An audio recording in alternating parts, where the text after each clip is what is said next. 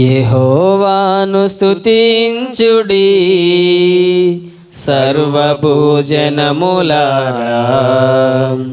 అనుదినము రక్షణ సువార్తనే ప్రకటించుడి. యెహోవాను గణపరచుడి, వనవృక్షములు చేయు ఉత్సాహ ధ్వనితోడ పూర్ణతను ఘోషించు సంద్రములు జతగూడ పరిశుద్ధ పరిశుద్ధ పరిశుద్ధ ప్రభుడగు యెహోవా. యెహోవాను స్తుతించుడి సర్వభూజనములారా, అనుదినము రక్షణ సువార్తనే ప్రకటించుడి. యెహోవాను గణపరచుడి,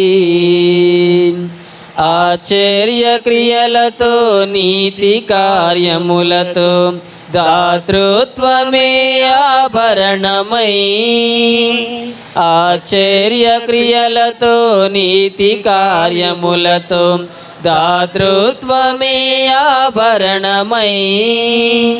భక్తజన కోటిపై ప్రసరించు తన కృపా బాహుళ్యమే అలంకారమై. దుఃఖముల చెర నుండి ప్రాణమును విడిపించు పరిశుద్ధ పరిశుద్ధ పరిశుద్ధ ప్రభుడగు యెహోవా. యెహోవాను స్తుతించుడి సర్వభూజనములారా, అనుదినము రక్షణ సువార్తనే ప్రకటించుడి. యెహోవాను గణపరచుడి, మహిమగల రాజుగా రాజులకు రాజుగా మహిలోన తన నామ మహిమా. మహిమగల రాజుగా రాజులకు రాజుగా మహిలోన తన నామ మహిమా. కరుణాతిశయముతో కఠిన శిక్షలను కలుగజేసెడి శక్తి గరిమా.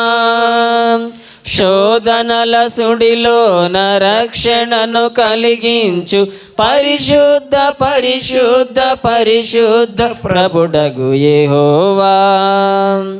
యెహోవాను స్తుతించుడి సర్వభూజనములారా, అనుదినము రక్షణ సువార్తనే ప్రకటించుడి. యెహోవాను గణపరచుడి. అలాగే 3వ నెంబర్ కీర్తనగా 66వ నెంబర్ పాట. యెహోవా సన్నిధిని చేరకూడిరారండి, యెహోవా భక్తులారా పాడి కొనియాడనే కీర్తన పాడుతూ దేవుని నామాన్ని మహింపరచుదాము. యెహోవా సన్నిధిని చేరకూడిరారండి, యెహోవా భక్తులార పాడి కొనియాడుడి. యెహోవా సన్నిధిని చేరకూడిరారండి, యెహోవా భక్తులార పాడి కొనియాడుడి. యెహోవా భక్తులార పాడి కొనియాడుడి. ఆయనే పూజ్యుడు ఆరాధ్య దైవము, ఆత్మతో సత్యముతో ఆరాధింపగా. ఆయనే పూజ్యుడు ఆరాధ్య దైవము, ఆత్మతో సత్యముతో ఆరాధింపగా. ఆనందముగా స్తుతి గీతాలతో అద్వితీయ సత్యదేవుని వేడగా. ఆనందముగా స్తుతి గీతాలతో అద్వితీయ సత్యదేవుని వేడగా. యెహోవా సన్నిధిని చేరకూడిరారండి, యెహోవా భక్తులార పాడి కొనియాడుడి. యెహోవా భక్తులార పాడి కొనియాడుడి. కృతజ్ఞతా స్తోత్రములు చెల్లించుడి, కృపగల మన దేవుని కీర్తించుడి. కృతజ్ఞతా స్తోత్రములు చెల్లించుడి, కృపగల మన దేవుని కీర్తించుడి. కలుషహరుడు కరుణామయుడు, కనికరమునే కోరుతున్న కన్న తండ్రి. కలుషహరుడు కరుణామయుడు, కనికరమునే కోరుతున్న కన్న తండ్రి. యెహోవా సన్నిధిని చేరకూడిరారండి, యెహోవా భక్తులార పాడికొని ఆడుడి. యెహోవా భక్తులార పాడికొని ఆడుడి. మృతులలో నుండి క్రీస్తు ప్రభుని లేపిన మహాబలాతిశయము గల దేవుడు. మృతులలో నుండి క్రీస్తు ప్రభుని లేపిన మహాబలాతిశయము గల దేవుడు. క్రీస్తు యేసునందు విశ్వాసముంచు వారికి తనదు పిల్లలగుటకు అధికారమొసగెను. క్రీస్తు యేసునందు విశ్వాసముంచు వారికి తనదు పిల్లలగుటకు అధికారమొసగెను. యెహోవా సన్నిధిని చేరకూడిరారండి, యెహోవా భక్తులార పాడికొని ఆడుడి. యెహోవా భక్తులార పాడికొని ఆడుడి. ఆయన సృష్టిలో శ్రేష్ఠులము, ఆయన మేపెడి గొర్రెలము. ఆయన సృష్టిలో శ్రేష్ఠులము, ఆయన మేపెడి గొర్రెలము. ఆయన పాలించు ప్రియజనాంగమా, ఆయనకు విధేయులుగా జీవించుడి. ఆయన పాలించు ప్రియజనాంగమా, ఆయనకు విధేయులుగా జీవించుడి. యెహోవా సన్నిధిని చేరకూడిరారండి, యెహోవా భక్తులార పాడికొని ఆడుడి. యెహోవా సన్నిధిని చేరకూడిరారండి, యెహోవా భక్తులార పాడికొని ఆడుడి. యెహోవా భక్తులార పాడికొని ఆడుడి. అలాగే చివరి పాటగా యెహోవాని కీర్తించడి ఈ పాటల పుస్తకం నుంచి 53వ నెంబర్ పాట. ఎనలేని స్తుతులతో ఆరాధింతును ప్రభువా అనే కీర్తన పాడదాము. ఎనలేని స్తుతులతో ఆరాధింతుమో ప్రభువా, ఎనలేని స్తుతులతో ఆరాధింతుమో ప్రభువా. దీన మనసుతో నిన్నే కొలుతుమయ్యా, దీన మనసుతో నిన్నే కొలుతుమయ్యా. ఎనలేని స్తుతులతో ఆరాధింతుమో ప్రభువా. నీ నామగానం మాకెంతో మధురం, నీ దివ్యవాక్యం మాకెంతో ధన్యం. నీ నామగానం మాకెంతో మధురం, నీ దివ్య వాక్యం మాకెంతో ధన్యం. నీ కార్యములే బహు ఆశ్చర్యములు, నీ కార్యములే బహు ఆశ్చర్యములు. నీ దీవెనలే వెలలేని గనులు, నీ దీవెనలే వెలలేని గనులు. దీన మనసుతో నిన్నే కొలుతుమయ్యా, ఎనలేని స్తుతులతో ఆరాధింతుమో ప్రభువా.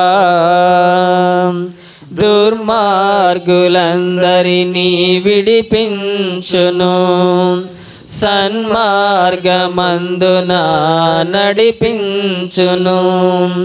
దుర్మార్గులందరినీ విడిపించును, సన్మార్గమందున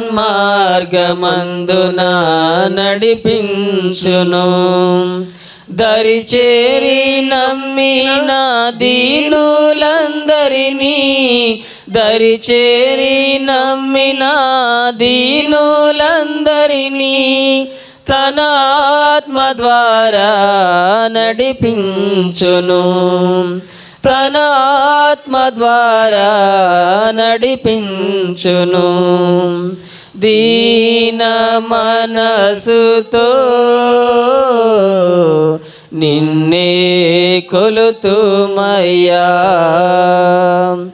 ఎనలేని స్తుతులతో ఆరాధింతుమో ప్రభువా. ఎనలేని స్తుతులతో ఆరాధింతుమో ప్రభువా.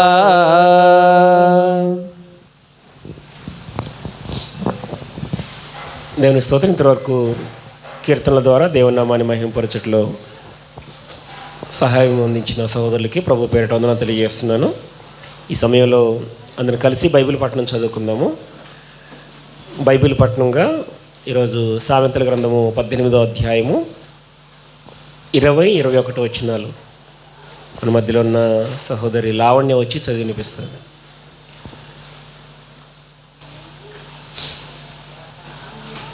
సామెతల గ్రంథము 18వ అధ్యాయము 20-21 వచనాలు.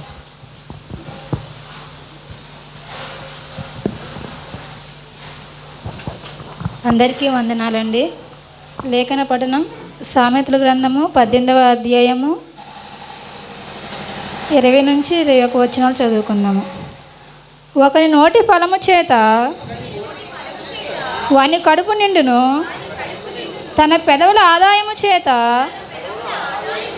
వాడు తృప్తి పొందును. జీవమరణములు నాలుక వశము, దాని యందు ప్రీతిపడువారు దాని ఫలము తిందుదురు. దేవుడి మాటలు మనందరి హృదయాల్లో ఫలింపజేయను గాక. ఆమెన్. అందరూ క్రమంగా కూర్చోండి. బైబిల్ పఠనం చేసి వినిపించిన సహోదరికి వందనాలు తెలియజేస్తున్నాను. మరి సమయంలో వాక్యోపదేశం జరుగుతుండగా అందరూ శ్రద్ధగా ఆలకించవలసిందిగా మనవి చేస్తున్నాను. దయచేసి గమనించండి. అందరికీ చైర్స్ ఉన్నాయి, సమృద్ధిగా ఉన్నాయి. సో పైన కూర్చుంటే మీకు బోర్డు కూడా కంఫర్ట్గా ఉంటుంది. ఓకే, రాసుకోవడానికి కూడా కంఫర్ట్గా ఉంటుంది. అవకాశాలను సద్వినియోగం చేసుకోండి. Right, okay. దేవుని యొక్క మహాకృపను బట్టి మరి గత వారము మనము ఒక మంచి సందేశాన్ని విన్నాము. దేని గురించి మాట్లాడుకున్నాం గత వారం? వినగల చెవి, చూడగల కన్ను. ఇవి ఎలా కలుగుతాయి? ఇవి రెండు తల్లి గర్భంలో నుంచి పుట్టడం వల్ల జరగవు. మీకు విషయం చెప్పమంటారా? నేను పోయిన వారం చెప్పడం మర్చిపోయాను. ఈ చూడగలిగే కన్ను, వినగల చెవి అనేది గుడ్డి వాళ్ళు కూడా చూడవచ్చు, చెవిటి వాళ్ళు కూడా వినొచ్చు. అట్లా అనమాట. అది దేవుడు కలగజేసేటిది. దేవుని చిత్తానికి లోబడేటువంటి చెవి, దేవుని యొక్క మాటలను చూడగలిగేటువంటి నేత్రాలు, ఉన్నది ఉన్నట్టుగా రాయబడిన సంగతులను అలాగుననే చూడగలిగేటువంటి కన్నులు అన్నమాట. మన దేహానికి దీపం కన్నే, దాన్ని చాలా జాగ్రత్తగా చూడాలన్నమాట. జాగ్రత్తగా చూడకపోతే నష్టపోయేది మనమే. దేవుని వాక్యం మనల్ని వెలిగించాలంటే కన్ను తేటగా ఉండాలన్నమాట. సిద్ధాంతాలని, కట్టుబాట్లని దగ్గర పెట్టుకుని వాక్యాన్ని చూడకూడదు. అవి నలుసులాగా పనిచేస్తుంటాయి. అవి ఏం చేస్తుంటాయి అంటే, కన్ను తేటగా చూసేటప్పుడు నలుసు పడ్డది అనుకోండి, ఏం చేస్తుంది? అది నీ దృష్టి అక్కడ పడదు, సరిగ్గా ఇబ్బంది పెడతా ఉంటుంది అది. అలాగనమాట. కాబట్టి మనమందరం కూడా మనకు ముందున్నటువంటి సిద్ధాంతాలు కానీ, కట్టుబాట్లు కానీ అవన్నిటిని తీసి పక్కన పడేసేయాలి. అవి వాక్యం దగ్గర పనిచేయవండి. అవన్నీ వాక్యం దగ్గర మనం కూర్చున్నప్పుడు, వాక్యాన్ని మనం వింటున్నప్పుడు మనకు కావాల్సిందల్లా ఈ మాట ఎలా చెప్తే అలా ఫాలో కావటం, అంతే. అలాగన మనల్ని మనం సిద్ధం చేసుకోవాలి. యేసుప్రభువు అలా సిద్ధం చేసుకున్నాడు. కొట్టువారికి వీపును అప్పగించాలని ఆయన మాట రాయబడి ఉంది. దాన్ని చదివాడు, ఆయన సిద్ధపడ్డాడు. దేవా, నీ చిత్తం నెరవేర్చడానికి నేను వచ్చి ఉన్నాను అంటున్నాడు. అదనమాట అలాంటి సిద్ధపాటు. ఓకేనా? సో ఈ మాటలు అందరి హృదయాల్లో మరి నాటుకున్నాయని భావిస్తున్నాను. ఈరోజు మరికొన్ని సంగతులను మనకు అందించడానికి మన సహోదరులు కాలేబు గారు సిద్ధంగా ఉన్నారు. ఈ శ్రేష్టమైన సమయాన్ని సహోదరులకు అప్పగిస్తున్నాను. దయచేసి ఎవరు అల్లరి చేయొద్దు, ముఖ్యంగా పిల్లలు అల్లరి చేయకుండా జాగ్రత్త వహించాల్సిందిగా మనం చేస్తున్నాను.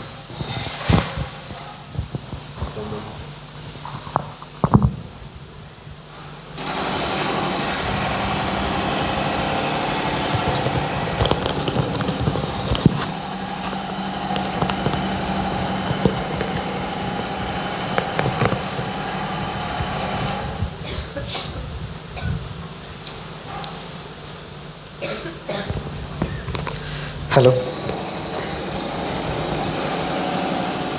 దేవునికి స్తోత్రం. చేరొచ్చిన మీ అందరికీ ప్రభువైన యేసుక్రీస్తు నామములో వందనాలు. నా మాట తప్ప ఇంకేం వినపడట్లేదు కదా?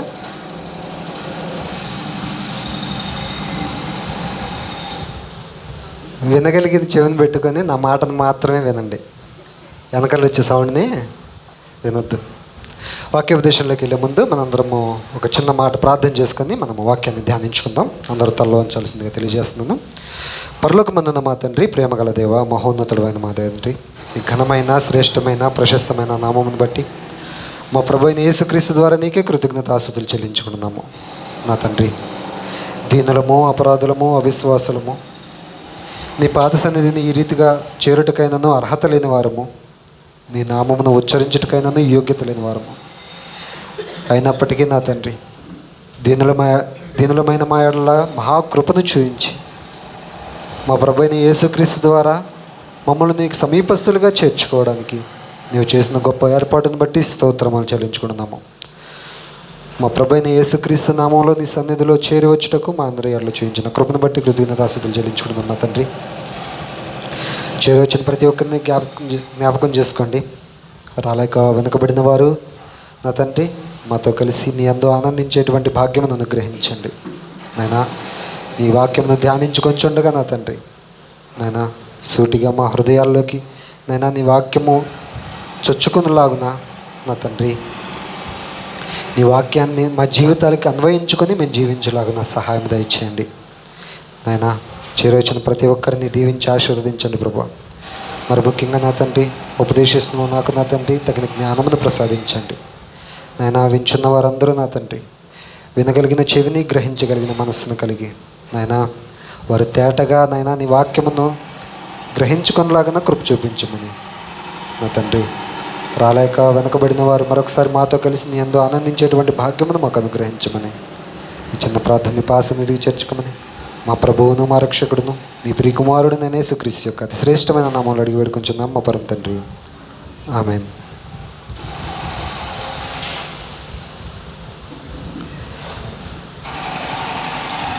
ఓకే, దయచేసి వెనకాల వస్తున్న డిస్టర్బెన్స్ని ఎవరు పట్టించుకోవద్దు. వాక్యం చెప్తున్నప్పుడు శ్రద్ధగా వినడానికి ప్రయత్నం చేయండి. కొద్ది నిమిషాల్లో మనము ఇన్వాల్వ్మెంట్ అయిపోతాం కాబట్టి పక్కనున్న ఏ శబ్దాలు మనల్ని ఇబ్బంది పెట్టవు. ఓకే.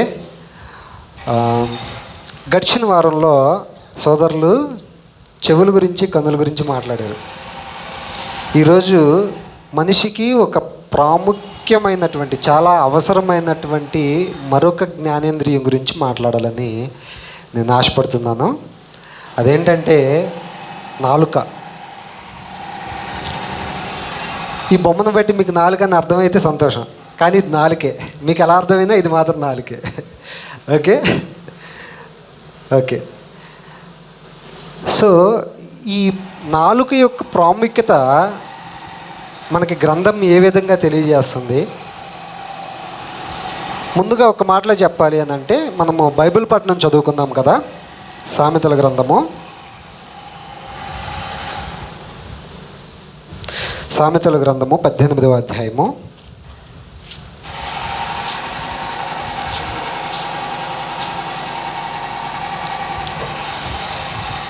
21వ వచనం ఒకసారి చదవండి. జీవమరణములు నాలుక వశము, దాని యందు ప్రీతిపడువారు దాని ఫలము తిందురు. మొదటి మాట ఏంటి? జీవమరణములు నాలుక వశము.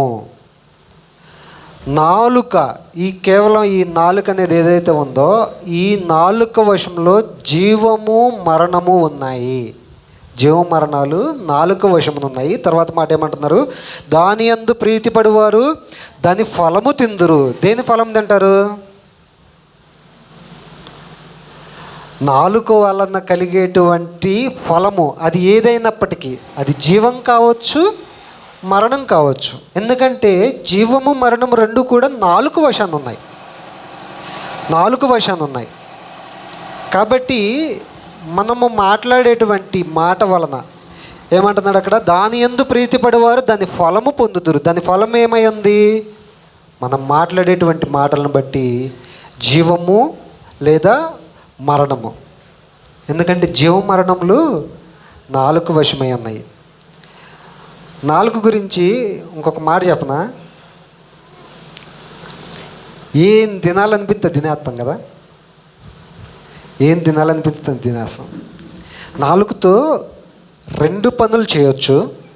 చేసే ఈ రెండు పనులు కూడా చాలా జాగ్రత్తగా ఆలోచించి చేయాల్సిన అవసరత చాలా ఉంది.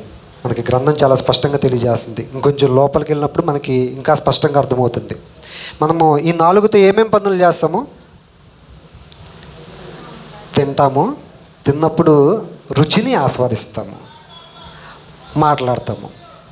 మాట్లాడడానికి, తినడానికి ఈ నాలుక మనకి ఉపయోగపడుతుంది అన్నమాట. సో మనం తినేటప్పుడైనా కానీ, మాట్లాడేటప్పుడైనా కానీ జాగ్రత్త వహించాలి అని గ్రంథం మనకు తెలియజేస్తుంది. అయితే ఈ నాలుక గురించినటువంటి వర్ణన ఒక భక్తుడు రాశాడండి. చాలా స్పష్టంగా రాశాడు. యాకోబు గారు ఆయన పత్రికలో తెలియజేస్తున్నాడు. ఒక్కసారి అక్కడికి వెళ్దాం పదండి. యాకోబు గారి పత్రిక, యాకోబు గారి పత్రిక 3వ అధ్యాయము 2వ వచనం నుంచి. యాకోబు గారు రాసిన పత్రిక 3వ అధ్యాయము 2వ వచనం నుంచి. దయచేసి ఎవరు నిద్రపోవద్దు, పక్కన వాళ్ళకి ఎవరు కూడా డిస్టర్బెన్స్ కలిగించొద్దు. ఓకే, చదవండి. అనేక విషయములలో మనమందరము తప్పిపోచున్నాము. ఎవడైనను మాట యందు తప్పని ఎడల అట్టివాడు లోపము లేనివాడై తన సర్వ శరీరమును స్వాధీనమందుంచుకొన శక్తి గలవాడగును. ఏమంటున్నాడండి? ఎవడైనను మాట యందు తప్పని ఎడల అట్టివాడు లోపం లేనివాడై ఉన్నాడని గ్రంథం తెలియజేస్తుంది. మాట యందు దేవుడు నోటి మాట చేత సర్వ సృష్టిని కలుగజేశాడు. దేవుడు తన నోటి మాట చేత ఎన్నో వాగ్దానాలను తెలియజేశాడు. ఎక్కడ కూడా దేవుడు తప్పిపోలేదండి. ఎక్కడైనా తప్పిపోయాడా? ఆయన మాట ఇస్తే తప్పిపోయేటువంటి దేవుడు కాదు. ఆ దేవుడిని మనము పూజిస్తున్నాము, ఆ దేవుడిని మనం ఆరాధిస్తున్నాము, అవునా కదా? అలాంటప్పుడు మనం మాట ఎందుకు తప్పిపోవచ్చా? తప్పిపోకూడదు. తప్పిపోని వాడి గురించి ఏం మాట్లాడుతున్నారు? ఎవడైనా మాట ఎందుకు తప్పని ఎడల అంటే మాట విషయంలో ఎంత స్పష్టంగా, ఎంత క్లియర్గా, ఎంత ఆచితూచి అడుగు వేయాలనేటువంటి మాటను తెలియజేస్తున్నారు. చూడండి, అనేక విషయంలో మనం అందరము తప్పిపోచున్నాము, అన్ని విషయాల్లో తొట్టిల్చున్నాము. ఓకే, ఎవడైనను మాట యందు తప్పని ఎడల అట్టివాడు లోపం లేనివాడై తన సర్వ శరీరమును స్వాధీనమందుంచుకున్న శక్తి గలవాడగును. ఒక్క మాట విషయంలో తన సర్వ శరీరాన్ని అంటే తన బాడీ మొత్తాన్ని తన ఆధీనంలో ఉంచుకోగలుగుతాడంట. తన మాటని అదుపులో ఉంచుకోగలిగిన వాడు. అర్థమవుతుందా? ఈరోజున నువ్వు నేను మన మాటల్ని అదుపులో ఉంచుకోగలుగుతున్నామా? రోడ్డు మీద పొరపాటున బైక్ మీద వెళ్ళేటప్పుడు ఎదురుగా స్పీడ్గా ఒకడు వెళ్ళిపోతే దానివల్ల మన మీద వాటర్ పడితే వదిలి తిట్టుకుంటామా? నిజం చెప్పండి, అవునా కాదా? వాడికి అంతకంటే ఎక్కువ నాలుగు బాగా పనిచేస్తుంది. వాడు విపరీతంగా తిడతాడు ఏమన్నంటే. కానీ మన మాట ఎంత ఆలోచించి ఆచితూచి అడుగు వేయాలి అనేది మనకి గ్రంథం తెలియజేస్తుంది. తన సర్వ శరీరమును స్వాధీనం అందించుకున్న శక్తి గలవాడగును. గుర్రములు మనకు లోబడుటకై నోటకు కళ్ళెము పెట్టి వాటి శరీరమంతయు త్రిప్పుదము కదా. చాలండి, ఒక్క నిమిషం ఇక్కడ ఆగదమ్మా.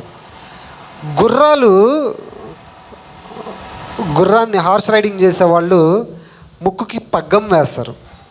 పగ్గం వేసి వాళ్ళు లెఫ్ట్కి వెళ్ళాలంటే లెఫ్ట్కి, రైట్కి వెళ్ళాలంటే రైట్కి తిప్పడానికి అండ్ స్పీడ్గా వెళ్ళడానికి లేదా ఆగడానికి దాన్ని ఉపయోగిస్తారు. అంటే ఎటు కావాలంటే అటు దాన్ని తిప్పుకోవచ్చు అనమాట. దానిని హ్యాండిల్ చేయడానికి అంటే గుర్రాన్ని హ్యాండిల్ చేయడానికి పగ్గం అనేది వేస్తారు. ఆ పగ్గం ఏ విధంగా అయితే అంటే పగ్గాన్ని పట్టుకొని ఆ రైడర్ ఏ విధంగా అయితే దాన్ని నడిపిస్తాడో ఆ విధంగానే అది నడవాలి. దాని కంట్రోల్ మొత్తము ఆ పగ్గంలో ఉంటుంది. ఆ పగ్గాన్ని పట్టుకొని ఆ రైడర్ నడిపిస్తాడు అనమాట. నెక్స్ట్ మాట 4వ వచనము. ఓడలను కూడా చూడుడి, అవి ఎంతో గొప్పవై పెనుగాలికి కొట్టుకొని పోబడినను ఓడ నడుపు అని ఉద్దేశము చొప్పున మిక్కిలి చిన్నదగు చుక్కాని చేత త్రిప్పబడును. చూడండి, అంటే గుర్రం అంతటిని హ్యాండిల్ చేయడానికి ఒక చిన్న పగ్గము ఎలా ఉపయోగపడుతుందో ఓడని తిప్పడానికి అంటే ఓడని కంట్రోల్ చేయడానికి చుక్కాని అనేటువంటి ఒక చిన్న పరికరం అనేది ఉపయోగపడుతుంది అన్నమాట. సముద్ర మధ్యలోకి వెళ్ళినప్పుడు అలల తాకిడి వాళ్ళకి తగలకుండా వాళ్ళు డైరెక్షన్ మార్చుకోవడానికి వాళ్ళ దగ్గర ఒక గాలి ఎంత ఫోర్స్గా వస్తుంది ఇవన్నీ తెలుసుకోవడానికి వాళ్ళ దగ్గర పరికరాలు ఉంటాయి అన్నమాట. ఆ పరికరాలని బట్టి ఇటువైపు వెళ్లకుండా మనం ఎడమకి వెళ్తే మంచిది లేదా కుడికి వెళ్తే మంచిది. ఎందుకంటే వాళ్ళు చేపను పట్టుకోవడానికి కూడా ఆ గాలిని ప్లస్ సీజనల్ వీటన్నిటిని దృష్టిలో పెట్టుకొని బోటుని మూవ్ చేస్తూ ఉంటారు. అయితే బోటుని లెఫ్ట్కి రైట్కి మూవ్ చేయడానికి వాళ్ళకి చుక్కాని చాలా అవసరంగా ఉంటుందన్నమాట. ఓకే, ఇంకొంచెం కిందకి వెళ్దాం. చుక్కాని చేత తిప్పబడును, అలాగుననే నాలుక కూడా చిన్న అవయమైనను బహుగా అదిరిపడును అంట. మనిషి శరీరం అంతట్లో చిన్న అవయము అంతే కదండి. నాలుగు చాలా చిన్నది కదా ఎమ్మెల్యేలు గారు, నాలుగు చాలా చిన్నది. అది ఎలాంటిదంటే అదిరిపడిద్ది అన్నమాట. ఎందుకు? నా వల్లే వీడికి మాటలు వస్తున్నాయి, నా వల్లే వీడు తిన్న ప్రతిదీ ఆస్వాదించగలుగుతున్నాడు. ఎంత కొంచెము నిప్పు ఎంత విస్తారమైన అడవిని తగలబెట్టును. నాలుక అగ్నియే.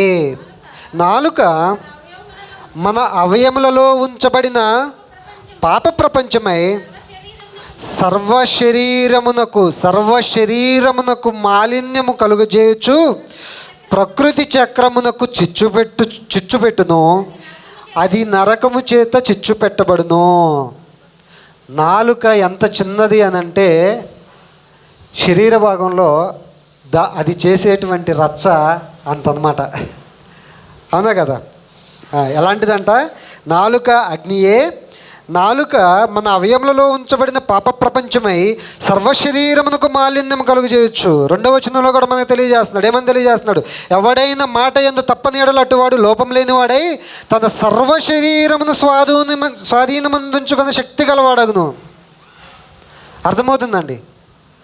మాటను బట్టి తన సర్వశరీరము ఆధారపడి ఉంది. మాటను బట్టి తన సర్వశరీరము జీవము పొందుకోవాలా మరణము పొందుకోవాలనేది నిశ్చయించబడుతుంది. మాటను బట్టి. అర్థమవుతుందా? ఇంకొంచెం కింద చదవండి, ఇంకా బాగుంటుంది.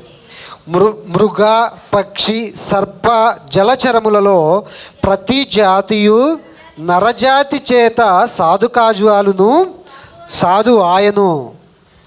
ఏమంటున్నాడంటే, ఈ పదం కొంచెం టఫ్గా అనిపిస్తుంది.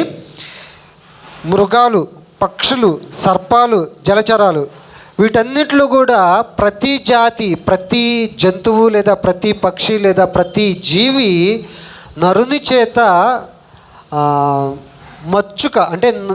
మచ్చుక చేసుకోగలుగుతాడు అనమాట.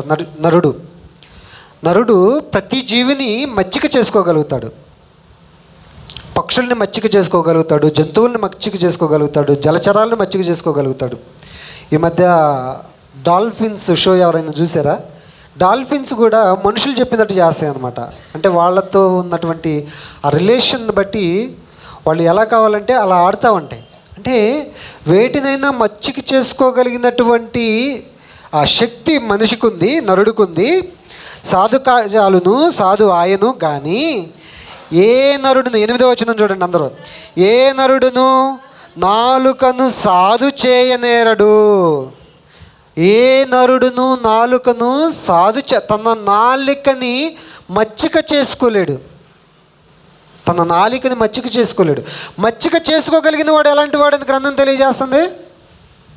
ఎలాంటి వాడని తెలియజేస్తుంది. మన 2వ వచనంలో చదువుకుందాం. ఎవడైనా మాట ఎందుకు తప్పని అటు వాడు లోపము లేనివాడే అన్నాడు అని అంటుంది. లోపం లేనివాడే ఉన్నాడు. తన సర్వశరీరమును స్వాధీనం అందించుకోగలుగుతాడు. కానీ ఇక్కడ తన నాలుకని స్వాధీనంలో ఉంచుకోలేనివాడి పరిస్థితి ఎలా ఉంటుందో తెలియజేస్తుందండి ఇక్కడ. ఏ నరుడును నాలుకను సాధు చేయనేరడు, అది మరణకరమైన విషముతో నిండినది, అది నిరర్గళమైన దుష్టత్వమే. మళ్ళీ ఇంకొకసారి ఆ మాట చదవండి. అది మరణకరమైన విషముతో నిండినది, అది నిరర్గళమైన దుష్టత్వమే. దీనితో తండ్రి అయిన ప్రభువును స్తుతింతుము, దీనితోనే దేవుని పోలికగా పుట్టిన మనుష్యులను శపింతుము. ఇక్కడ మనకి రెండు కనిపిస్తున్నాయి. జీవము కనిపిస్తుంది, మరణము కనిపిస్తుంది. దీనితో తండ్రి అయిన ప్రభువును స్తుతింతుము, దీనితోనే దేవుని పోలికగా పుట్టిన మనుష్యులను శపింతుము. ఒక్క నోటి నుండి ఏ ఆశీర్వచనమును శాపవచనమును బయలు వెళ్ళును. నా సహోదరులారా, ఇలా ఉండకూడదు. ఎలా ఉండకూడదు? నీకున్న ఈ ఒకే ఒక్క నోటి నుండి, నీకున్న ఈ ఒకే ఒక్క నాలుక నుండి ఆశీర్వచనము ప్లస్ శాపవచనము రాకూడదు. ఈ నోటితోనే దేవుని స్తుతిస్తున్నావు, కానీ ఇదే నోటితో మనుషుల్ని శపిస్తున్నావు. ఇలా ఉండకూడదు అని గ్రంథం తెలియజేస్తుంది. ఎందుకు ఇలా ఉండకూడదు అని అంటే, దానిని బట్టే మన జీవ మరణములు అనేవి ఆధారపడి ఉన్నవి. దయచేసి గమనించండి. నేను నాలుగు గురించి, జీవ మరణాల గురించి మాత్రం మాట్లాడుతున్నాను. ఈ రెండింటిని మాత్రమే కనెక్ట్ చేస్తూ మాట్లాడుతున్నా. ఓకే, నేను ఎక్కువ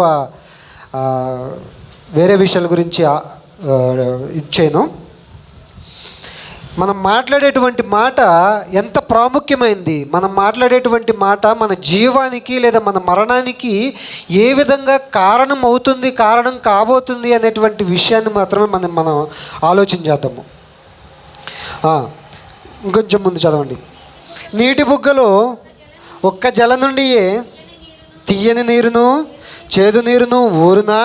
చూడండి, ఒక నీటి జల, దాన్ని ఊట అంటారు కదా, ఊట. ఒకే ఊటలో నుంచి మంచినీరు మరియు చేదు నీరు రెండు కలిపి ఊరుతాయా? ఒకవేళ ఊరినప్పటికీ కూడా ఆ నీళ్ళు మొత్తం చేదు అవుతాయి. ఎందుకని?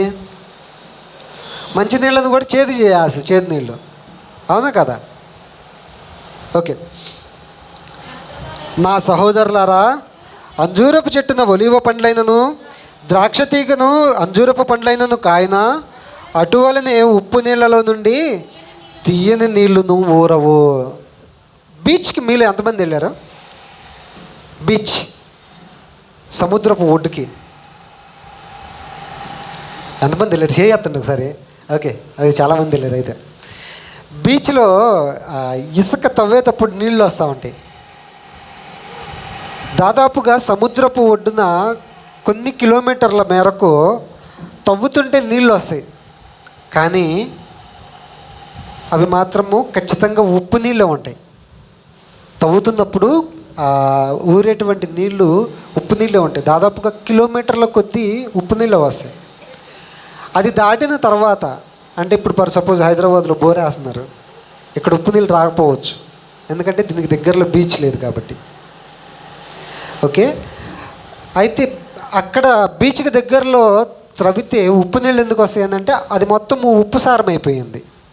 ఉప్పు సారం అయిపోయింది, తవ్వితే ఉప్పు నీళ్ళు మాత్రమే వస్తాయి. అక్కడ మంచినీళ్ళు రావు అంటే రావు, ఎందుకంటే అక్కడ ఉప్పు నీళ్ళు ఉన్నాయి.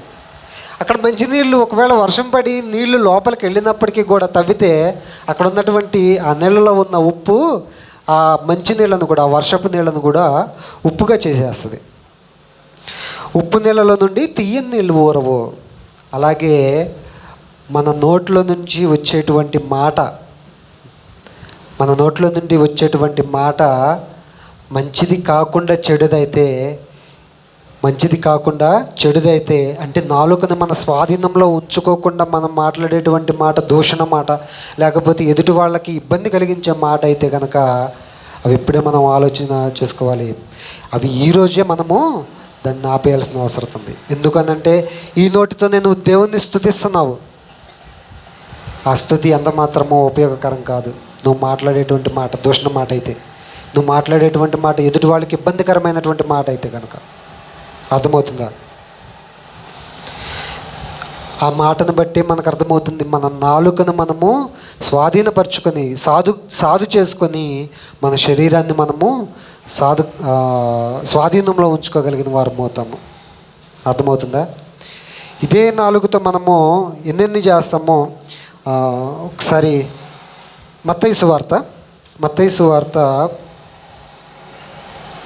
12వ అధ్యాయము ప్రభువైన యేసుక్రీస్తు వారు తెలియజేస్తున్నారు ఈ మాట.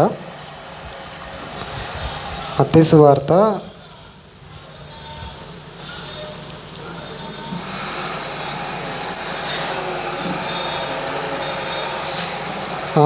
12వ అధ్యాయము 34 నుంచి. సర్పసంతానమా, మీరు చెడ్డవారై ఉండి, ఒక్క నిమిషం అండి, 32 నుంచి చదువుదాము. క్షమించండి, 32 నుంచి, అదే అధ్యాయము 32 నుంచి చదువుదాము. మనుష్య కుమారునికి విరోధముగా మాట్లాడువానికి పాప క్షమాపణ కలదు కానీ పరిశుద్ధాత్మకు విరోధముగా మాట్లాడువానికి ఈ యుగమందైనను రాబో యుగమందైనను పాప క్షమాపణ లేదు. చెట్టు మంచిదని ఎంచి దాని పండును మంచిదే అని ఎంచుడి, లేదా చెట్టు చెడ్డదని ఎంచి దాని పండును చెడ్డదే అని ఎంచుడి. చెట్టు దాని పండు వలన తెలియబడును. ఒక్క నిమిషం ఆగండి.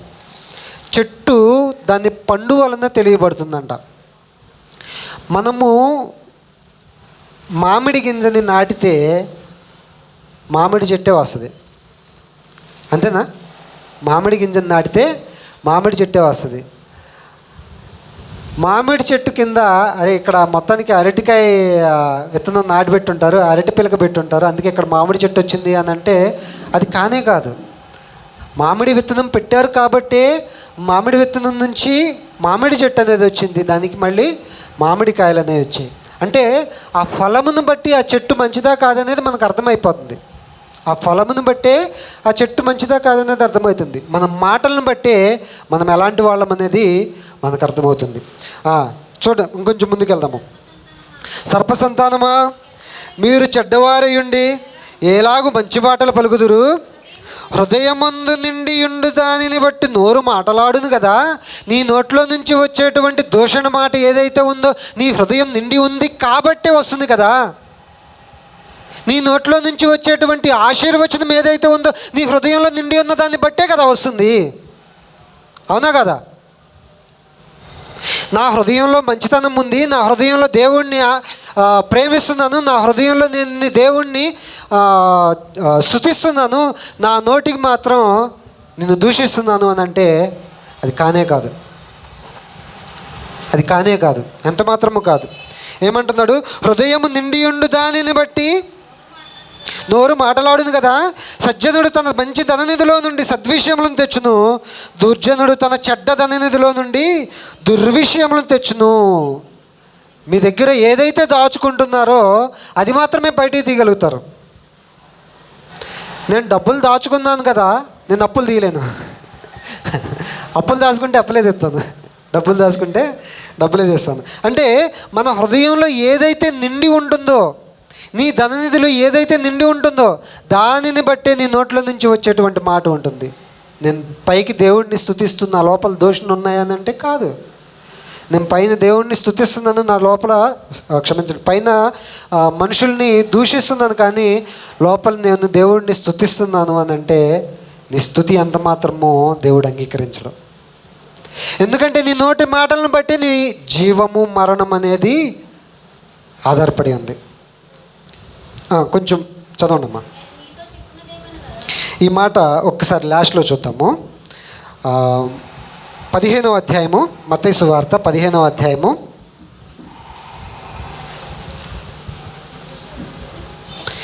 మత్తయి సువార్త 15వ అధ్యాయము. సందర్భం ఏంటంటే మొదటి నుంచి చదవాల్సిన అవసరం లేదు, నేను సందర్భం ఏంటో చెప్తాను. ప్రభువైన యేసుక్రీస్తు దగ్గరికి పరిసయ్యులు సద్దూకయ్యులు వచ్చున్నారు. ప్రభువైన యేసుక్రీస్తు యొక్క శిష్యులు చేతులు కడుక్కోకుండా భోజనం చేస్తున్నారు. చేతులు కడుక్కోకుండా భోజనం చేస్తున్నారు. ఆ విషయమై ఆయన్ని అభ్యంతర పెడతానికి అని చెప్పేసి వచ్చి ఆయన్ని అడిగినప్పుడు ఏమని అడుగుతారంటే, పారంపర్యాచారాలని, పెద్దల పారంపర్యాచారాలను మీరు అతిక్రమిస్తున్నారు అని చెప్పేసి అడుగుతున్నాడు. అప్పుడు ప్రభువైన యేసుక్రీస్తు వారు ఈ మాట తెలియజేస్తున్నారు. చూడండి 3వ వచనము. అందుకైన మీరును మీ పారంపర్యాచారము నిమిత్తమై దేవుని ఆజ్ఞను ఎందుకు అతిక్రమించుచున్నారు? తల్లిదండ్రులను గణపరచుమనియు తండ్రినైనను తల్లినైనను దూషించువాడు తప్పక మరణము పొందవలెననియు దేవుడు సెలవిచ్చెను. ఒక్క నిమిషం ఇక్కడ ఆగుదామండి. తన తల్లిని తండ్రిని సన్మానించువాడు దేవుడు అనుగ్రహించేటువంటి రాజ్యంలోకి ప్రవేశం పొందుకుంటాడు అనేటువంటి సంగతి దేవుడిచ్చినటువంటి ఆజ్ఞల్లో మనకి కనిపిస్తుంది. అదే ప్రభువైన యేసుక్రీస్తు వారు తెలియజేస్తున్నారు. దేవుని ఆజ్ఞను మీరు ఎందుకు అతిక్రమిస్తున్నారు? తల్లిదండ్రులని గణపరచమని చెప్పాడు కదా. తల్లిదండ్రులను గణపరచమనియు తండ్రినైనను తల్లినైనను దూషించువాడు తప్పక మరణము పొందవలెననియు దేవుడు సెలవిచ్చెను. నేను నా తల్లిదండ్రులని పైకేదో దూషిస్తున్నాను కానండి, వాళ్ళు చేసే పనుల వల్ల నా లోపల మాత్రం వాళ్ళ మీద నాకు చాలా ప్రేమ ఉందండి, ప్రేమ ఉండబట్టి దూషిస్తున్నాను అని చెప్పి హెచ్చరించడం వేరండి. నేను హెచ్చరించే విషయం గురించి మాట్లాడట్లేదు, దయచేసి దూషించే విషయం గురించి మాత్రమే మాట్లాడుతున్నాను. ఎందుకంటే ఈ దూషణ మాటలు అనేవి మన మరణానికి కారణమవుతున్నాయి, మనల్ని మరణం వైపు నడిపిస్తున్నాయి. నా తల్లిదండ్రుల మీద చాలా ప్రేమ అండి, వారిని పైకేదో దూషిస్తాను కానీ వారి మీద నాకు చాలా ప్రేమ అండి. మాటలన్నీ కట్టిపెట్టాలి. ఎవరైతే మీ తల్లిదండ్రులను దూషిస్తున్నారో దయచేసి మాటలను మీ హృదయాల్లో ఉంచుకోండి. తల్లిదండ్రులని దూషించడానికి నాలుక ఇవ్వలేదండి. నువ్వు నిత్య జీవం పొందుకోవాలి అంటే, దేవుడు అనుగ్రహించేటువంటి నిత్య రాజ్యంలోకి నువ్వు వారసుడు అవ్వాలంటే, దేవుని కుమారుడుగా నువ్వు పిలువబడాలి అని అంటే నీ తల్లిదండ్రుల్ని సన్మానించాలి, దూషించకూడదు. తండ్రినైనను తల్లినైనను దూషించేవాడు తప్పక మరణము పొందవలెనని దేవుడు సెలవిచ్చెను. మీరైతే ఒకడు తన తండ్రినైనను తల్లినైనను చూచి నా వలన నీకేది ప్రయోజనమగును అది దేవార్పితమని చెప్పిన ఎడల అతడు తండ్రినైనను తల్లినైనను గణపరచనక్కర్లేదని మీరు చెప్పుచున్నారే.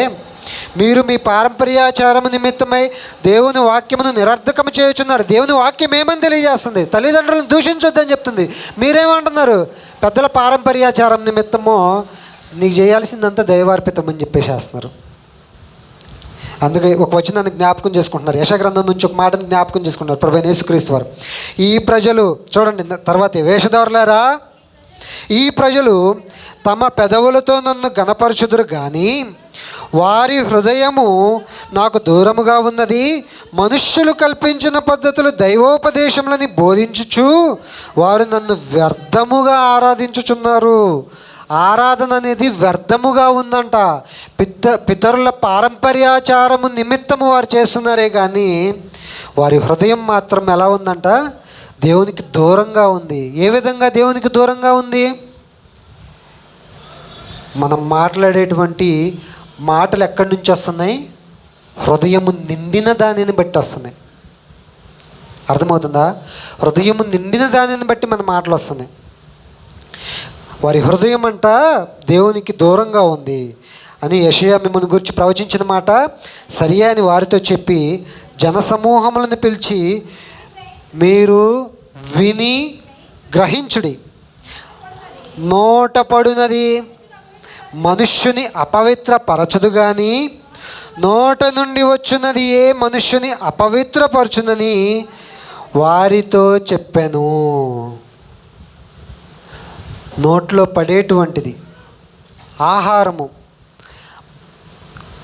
ఎందుకోసం ఈ మాట చెప్తున్నాడు అంటే, కొన్ని జంతువుల్ని కానీ పశువుల్ని కానీ తినకూడదు అని చెప్పాడు కదా. అంటే వాటిని తినొచ్చా అని అంటే, ఇక్కడ మాట్లాడుతున్న సందర్భం వేరండి. పితరుల పారంపర్యాచారం గురించి, చేతులు కడుక్కోకుండా తిన్న దాని గురించి మాట్లాడుతున్నాడు. అది తినడం వలన మీరు అపవిత్రం అవుతారు కదా అని చెప్పేసి వాళ్ళు మాట్లాడుతున్నారు. అయితే ఈయన ఏం చెప్తున్నాడు? నోట పడునది మనుష్యుని అపవిత్రపరచదు కానీ నోట నుండి వచ్చినది ఏంటి? నోట నుంచి వచ్చేది మాట. మాట ఎందుకు?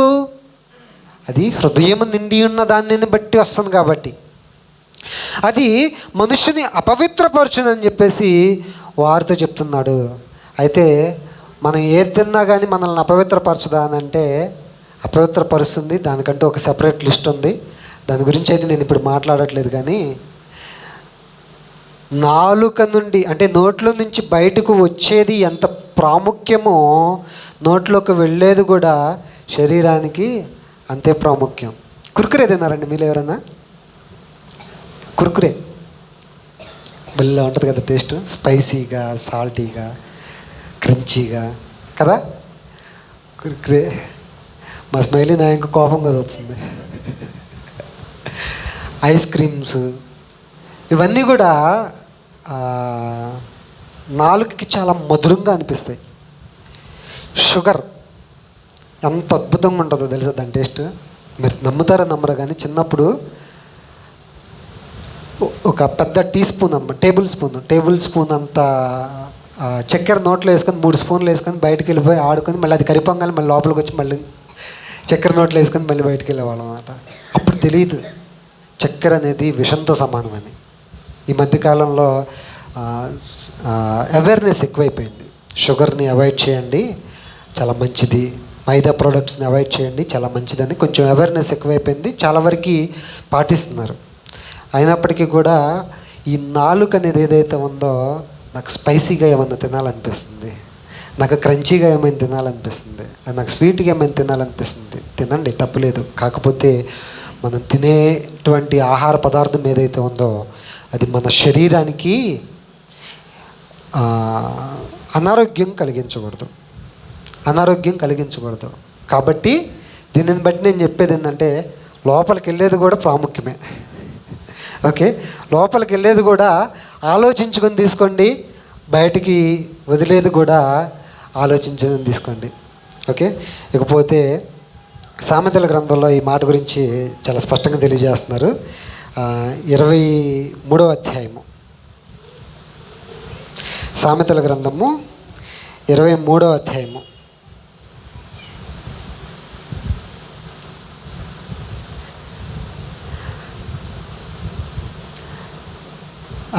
మొదటి 3 వచనాలు చదువుదాం.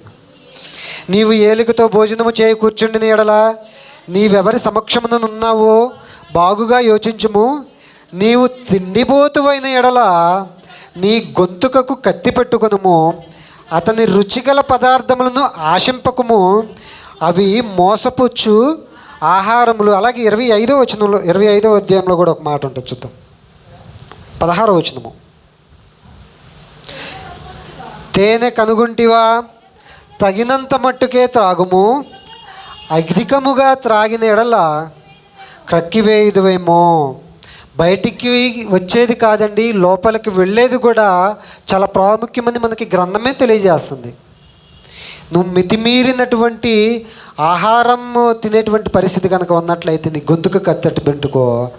ఒకవేళ తేనె దొరికి నువ్వు అతిగా తినాలనుకుంటున్నావా, దయచేసి తినొద్దు. ఎందుకంటే నువ్వు దాన్ని అతిగా అవ్వడం వలన దాన్ని కక్కేస్తావేమో. అంటే మనం తినే దాని విషయంలో కూడా ఎంత జాగ్రత్తగా ఉండాలి అనేది మనకి గ్రంథం తెలియజేస్తూ ఉంది. అయితే నేనైతే ఎక్కువ లోపలికి వెళ్ళే దాని గురించి నేనైతే ఎక్కువ మాట్లాడదలుచుకోలేదు, బయటకు వచ్చే దాని గురించి మాట్లాడుతున్నాను. ఎందుకంటే జీవమరణములు నాలుగు వశమని ఉన్నాయి, నాలుగు వశం ఉన్నాయి. సామెతల గ్రంథము 18వ అధ్యాయము, సామెతల గ్రంథము. దీనికంటే ముందు ఒకసారి నాలుకని కంట్రోల్ చేసుకునే, అంటే ఫుడ్ విషయంలో నాలుకని కంట్రోల్ చేసుకునే విషయం గురించి ఒక మాట నేను జ్ఞాపకం చేస్తాను. దానియేలు గారి చరిత్రలో నుంచి ఒక మాటని మనం జ్ఞాపకం చేసుకుందాం. దానియేలు గ్రంథము 1వ అధ్యాయము.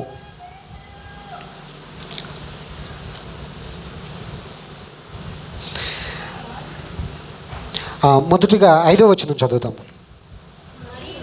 మరియు రాజు తాను భుజించు ఆహారంలో నుండి, తాను పానము చేయు ద్రాక్షరసములో నుండి అనుదిన భాగము వారికి నియమించి 3 సంవత్సరములు వారిని పోషించి పిమ్మట వారిని తన ఎదుట నిలవబెట్టునట్లు ఆజ్ఞ ఇచ్చెను. ఇప్పుడు యూదుల్లో నుండి కొంతమందిని తీసుకొచ్చారండి, కొంతమందిని పిలుచుకొచ్చి, అంటే తెలివిగల వాళ్ళని, అందంగా ఉన్న వాళ్ళని కొంతమందిని తీసుకొచ్చారు. వాళ్ళని తీసుకొచ్చి రాజు ఆజ్ఞిస్తున్నాడు అన్నమాట. ఏమని? వారికి మంచి భోజనము, అంటే నా టేబుల్ మీద ఏవైతే ఉందో non veg, chicken, mutton, beef, లేకపోతే ఎగ్, ఇంకేమున్నాయో అన్ని రకాలు నా టేబుల్ మీద ఉన్నాయి. మొత్తం ద్రాక్షారసం దగ్గర నుంచి అన్నీ, వెజిటేరియన్, నాన్ వెజిటేరియన్ మొత్తం వాళ్ళకి ఇచ్చేసేయండి. నేను తినేటువంటి శ్రేష్టమైన ఆహారం ఏదో ఆ శ్రేష్టమైన ఆహారం వాళ్ళకి పెట్టండి, వాళ్ళకి మంచి పానీయం ఇవ్వండి. అటు తర్వాత 8 రోజుల తర్వాత రమ్మన్నాడు. 3 సంవత్సరములు వారిని పోషించి పిమ్మట వారిని తన ఎదుట నిలవబెట్టినట్లు ఆజ్ఞ ఇచ్చాను.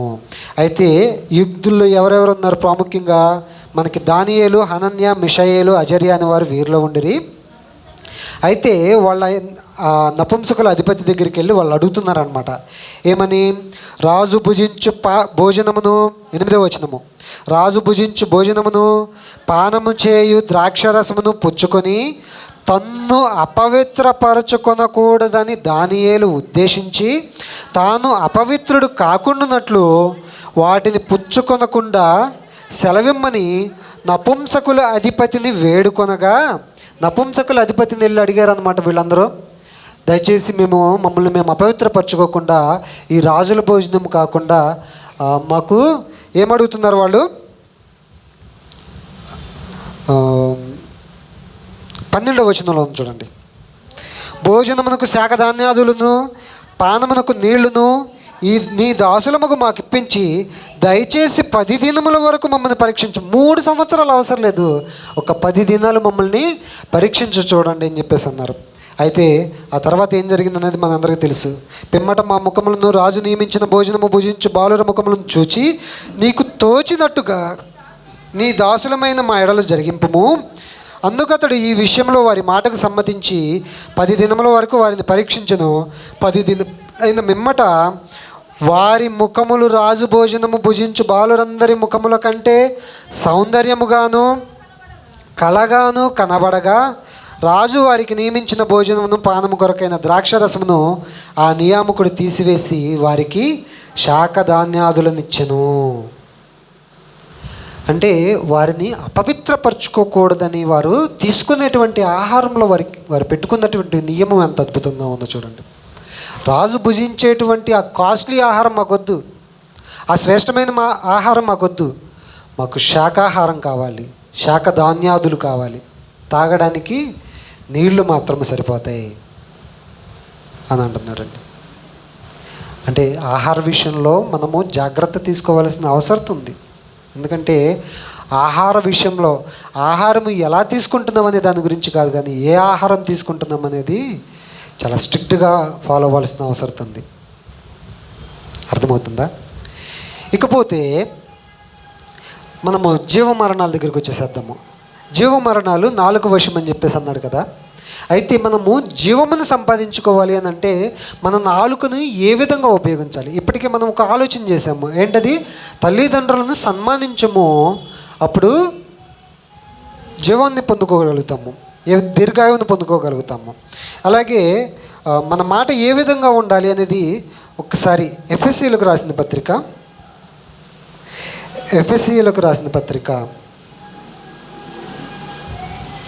4వ అధ్యాయము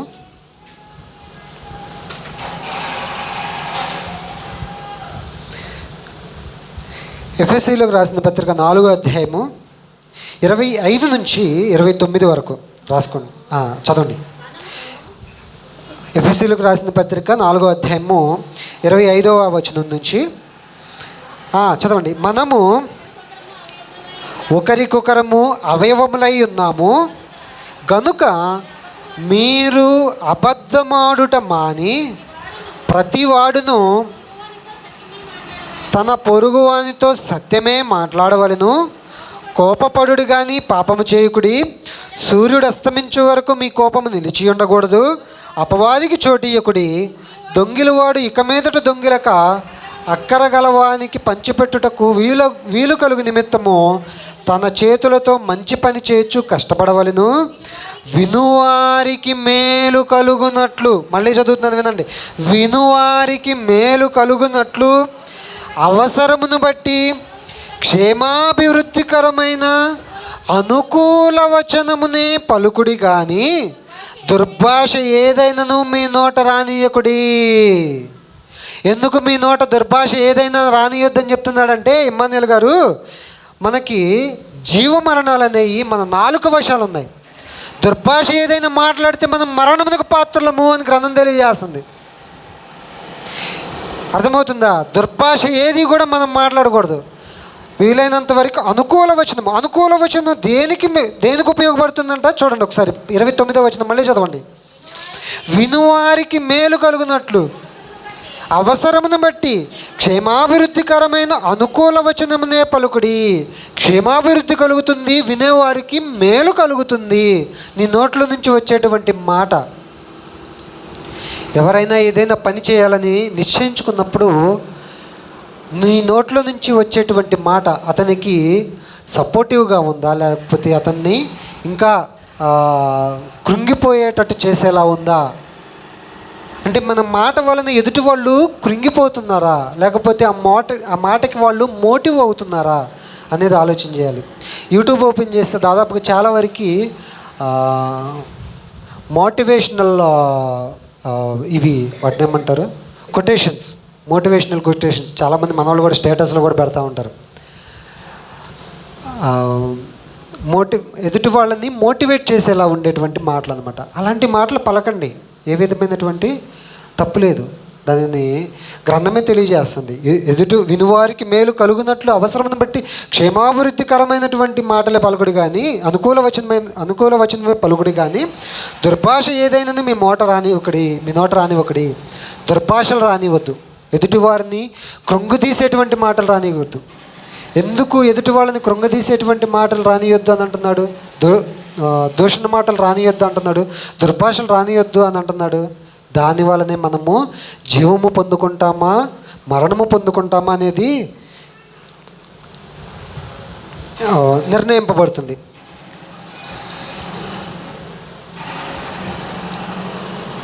ఓకే, అలాగే క్షమించండి. అలాగే కొలస్సీలకు రాసిన పత్రిక, ఇంకొక మాట చూద్దాం. కొలస్సీలకు రాసిన పత్రిక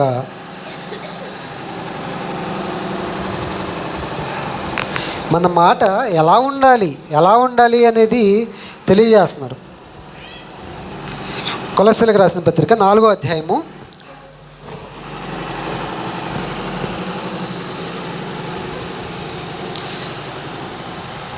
6వ వచనం. ప్రతి మనుష్యునికి ఏలాగు ప్రత్యుత్తరం ఇయ్యవలెనో అది మీరు తెలుసుకున్నటకై మీ సంభాషణ ఉప్పు వేసినట్టు ఎల్లప్పుడూ రుచికలదిగాను కృపాసహితముగాను ఉండనీయుడి. మనం మాట్లాడుకునేటువంటి సంభాషణ, మన మాటల్లో ఆ సారం ఏ విధంగా ఉండాలి అని అంటే కూరలో ఉప్పేసినట్లు ఉండాలని అంటున్నాడు. అంటే కూరలో ఉప్పేయడం వలన ఆహారం ఎంత తీయగా ఉంటుంది, క్షమించండి, తీయగా కాదు ఉప్పుగా ఉంటుంది. ఎక్కువ ఉప్పు ఎత్తే ఉప్పుగా ఉంటుంది. అంటే సరిపడినంత ఉప్పేసినప్పుడు ఆ కూర టేస్ట్ ఎలా ఉంటుంది అని అంటే అద్భుతంగా ఉంటుంది. అంటే మన సంభాషణ అలా ఉండాలి అని తెలియజేస్తున్నాడు. అలా ఉండాలని తెలియజేస్తున్నాడు. ఎదుటి వారికి ఎలా ప్రత్యుత్తరం ఇవ్వాలో.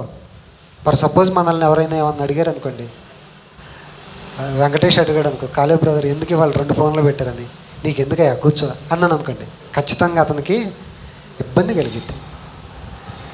లేదులే వెంకి ఒకటి చిన్న వేరే పని మీద పెట్టానులే, ఇంకోటి వేరే పని మీద ఉందిలే అని అంటే, ఓ అదా అని చెప్పేసి అతను కొంచెం పర్లేదు మనతో బాగానే మాట్లాడాడు అన్నట్టు. అంటే ఉప్పు వేసినట్టు మాట్లాడడం అంటే ఎదుటి వాళ్ళకి సాటిస్ఫాక్టరీ లెవెల్స్ అన్నమాట. ఎదుటి వాళ్ళని సంతృప్తికరంగా మాట్లాడే విధంగా మన మాటలు ఉండాలి, కానీ దూషణ మాటలు మనం పలకూడదు, వ్యర్థమైన మాటలు మనం పలకూడదు. ఎందుకంటే మన మాటల మీద ఆధారపడి మనము జీవము పొందుకుంటున్నామా మరణం పొందుకుంటున్నామా అనేది ఉంది. దీని గురించి ప్రభువైన యేసుక్రీస్తు వారు ఒక మాట తెలియజేస్తారు. మత్తయి సువార్త 12వ అధ్యాయము.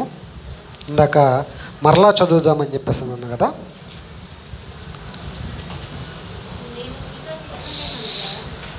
మత్తయి సువార్త 12వ అధ్యాయము 36వ వచనము. నేను మీతో చెప్పినది ఏమనగా, మనుష్యులు పలుకు వ్యర్థమైన ప్రతి మాటను గూర్చి విమర్శ దినమున లెక్క చెప్పవలసి ఉండును. నీ మాటలను బట్టి నీతిమంతుడు అని తీర్పు పొందుదువు, నీ మాటలను బట్టియే అపరాధి అని తీర్పు నొందుదువు. నీ మాటలను బట్టియే నీతిమంతుడు అని తీర్పు పొందుతావు. నువ్వు నీతిమంతుడు అని నీ మాటల ద్వారా తీర్పు పొందితే అప్పుడు ప్రతిఫలం ఏముంటుంది? సామెతల గ్రంథంలో చెప్పబడినటువంటి ప్రతిఫలం ఏంటి? 4 వశం ఉన్నటువంటి జీవమరణములు. 4 వశం ఏమున్నాయి? జీవం ఉంది, మరణం ఉంది. నీవు నీతిమంతుడు అని కనుక తీర్పు పొందినట్లయితే నీకు ప్రతిఫలం ఏంటి? జీవము. అదే నీవు అపరాధివని కనుక నీ మాటల ద్వారా తీర్పు పొందితే దానికి ప్రతిఫలం ఏముంది? మరణము.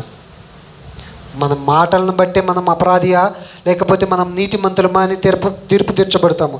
మనము మాట్లాడేటువంటి ప్రతి మాట వలన మనుష్యులు పలుకు వ్యర్థమైన ప్రతి మాటను గురించి విమర్శ దినమున లెక్క చెప్పవలసి ఉండును. నీ మాటలను బట్టి నీతిమంతుడు అని తీర్పు పొందుదువు, నీ మాటలను బట్టి అపరాధి అని తీర్పు పొందుదువు. మనం మాట్లాడేటువంటి మాట ఎంత జాగ్రత్తగా మాట్లాడాలో అర్థం చేసుకోండి. ఇంత జాగ్రత్తగా మాట్లాడుతున్నప్పటికీ నిద్రపోతుంటే నా నోటి నుండి దూషణ మాటలు రాకుండా దేవుడిని ప్రార్థించాలని కోరుకుంటున్నా. క్షమించండి, దూషించండి. అయితే మనం మాట్లాడేటువంటి మాటలు ఎలా ఉండాలి అని అంటే మనకి జీవాన్ని అందించేలాగా ఉండాలి. మనం మాట్లాడేటువంటి మాటలు మనల్ని నీతిమంతులుగా తీర్చబడేలాగా ఉండాలి. మనం మాట్లాడేటువంటి మాటలు మనల్ని అపరాధిగా తీర్పు తీర్చడానికి, మనము మరణము పొందుకోవడానికి కారణం ఎంత మాత్రము కాకూడదు. ఓకే. అయితే మన నాలుకని కంట్రోల్లో ఉంచుకోవడానికి మన హృదయం నిండిన దానిని బట్టి మాటలు వస్తాయి. ఈ మాటలు హృదయంలో నుంచి వస్తున్నాయి కాబట్టి ఈ హృదయంలో ఉన్నటువంటి ఈ మాటలను తీసివేసి, అంటే ఈ హృదయంలో ఉన్నటువంటి ఆ స్వభావాన్ని తీసివేసి నోటిలో నుండి మంచి మాటలు మాత్రమే రావాలని భక్తులు ఏ విధంగా ప్రార్థన చేశారో ఒక్కసారి మనం చూద్దాము. కీర్తనల గ్రంథము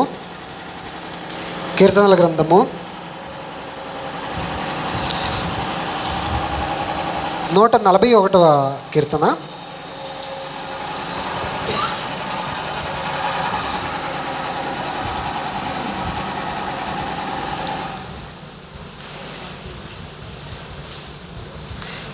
మొదటి నుంచి చదువుతాం. మొదటి నుంచి 3వ వచనం వరకు చదువుతాము. దావీదు గారు రాసినటువంటి కీర్తన అండి ఇది. చదవండి. యెహోవా, నేను నీకు మొర్రపెట్టుచున్నాను, నా యొద్దకు త్వరపడి రమ్ము. నేను మొర్రపెట్టగా నా మాటకు చెవియొగ్గుము. నా ప్రార్థన ధూపము వలెను, నేను చేతులెత్తుట సాయంకాల నైవేద్యము వలెను నీ దృష్టికి అంగీకారములగునుగాక. యెహోవా, నా నోటికి కావలి ఉంచుము.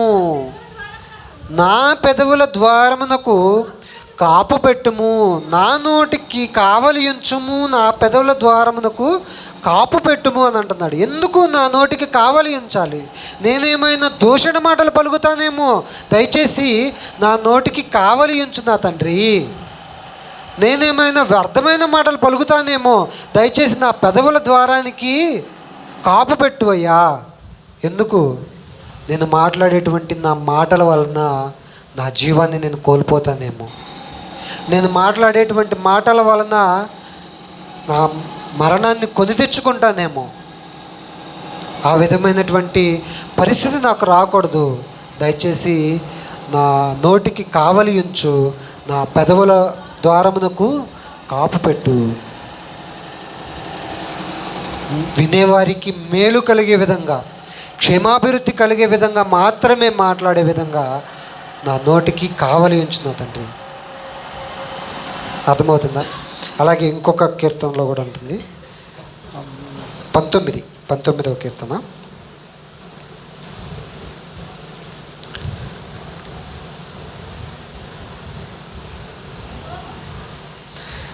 13-14 వచనాలు.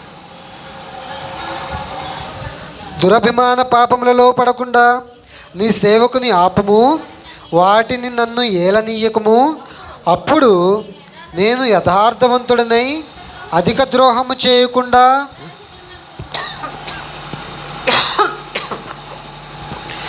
నిందారహితుడనగను. యెహోవా, నా ఆశ్రయదుర్గమా, నా విమోచకుడా, నా నోటి మాటలను నా హృదయ ధ్యానమును నీ దృష్టికి అంగీకారములగునుగాక. నా ఆశ్రయదుర్గమా, నా విమోచకుడా, నా నోటి మాటలను నా హృదయ ధ్యానమును. హృదయము, నోరు, ఈ రెండిటికి కనెక్షన్ ఉందండి. నేను ఒక మీమ్ చూశాను, connect your plug while you speak అని చెప్పేసి. నాలుకకి మెదడుకి ఒక ప్లగ్ అనమాట, ప్లగ్ పెట్టారనమాట. అంటే నువ్వు మాట్లాడే ముందు ఈ నాలుకని మెదడుతో కనెక్ట్ చేయని. అంటే మాట్లాడే ముందు ఆలోచించి మాట్లాడు. ఎందుకంటే ఈ నీ నోట్లో నుంచి వచ్చేటువంటి ఈ మాట వలన ఎన్నెన్ని జరుగుతాయో. అంటే ఎదుటి వాళ్ళు మనసు నొప్పించుకోవచ్చు, ఎదుటి వాళ్ళు వాటిని గొప్పగా అంటే మంచిగానూ తీసుకోవచ్చు. నువ్వు